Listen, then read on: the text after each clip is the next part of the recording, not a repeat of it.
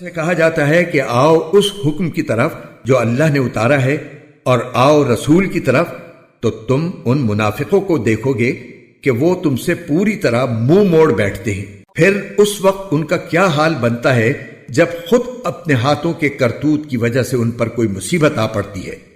اس وقت یہ آپ کے پاس اللہ کی قسمیں کھاتے ہوئے آتے ہیں کہ ہمارا مقصد بھلائی کرنے اور ملاپ کرا دینے کے سوا کچھ نہ تھا۔ یہ وہ ہیں کہ اللہ ان کے دلوں کی ساری باتیں خوب جانتا ہے،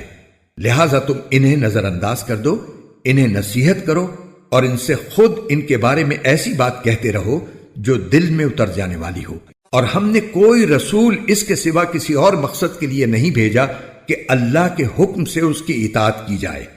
اور جب ان لوگوں نے اپنی جانوں پر ظلم کیا تھا، اگر یہ اس وقت تمہارے پاس آ کر اللہ سے مغفرت مانگتے اور رسول بھی ان کے لیے مغفرت کی دعا کرتے تو یہ اللہ کو بہت معاف کرنے والا بڑا مہربان پاتے۔ نہیں اے پیغمبر، تمہارے پروردگار کی قسم، یہ لوگ اس وقت تک مومن نہیں ہو سکتے جب تک یہ اپنے باہمی جھگڑوں میں تمہیں فیصل نہ بنائے۔ پھر تم جو کچھ فیصلہ کرو اس کے بارے میں اپنے دلوں میں کوئی تنگی محسوس نہ کریں اور اس کے آگے مکمل طور پر سر تسلیم خم کر دیں۔ اور اگر ہم ان کے لیے یہ فرض قرار دے دیتے کہ تم اپنے آپ کو قتل کرو یا اپنے گھروں سے نکل جاؤ تو ان میں سے تھوڑے سے لوگوں کے سوا کوئی اس پر عمل نہ کرتا،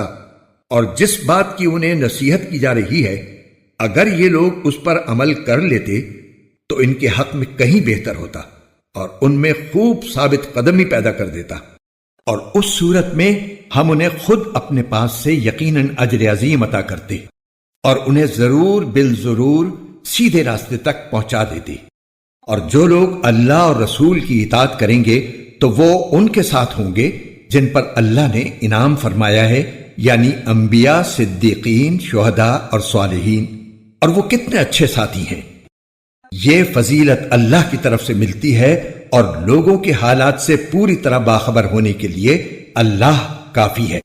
اے ایمان والو، دشمن سے مقابلے کے وقت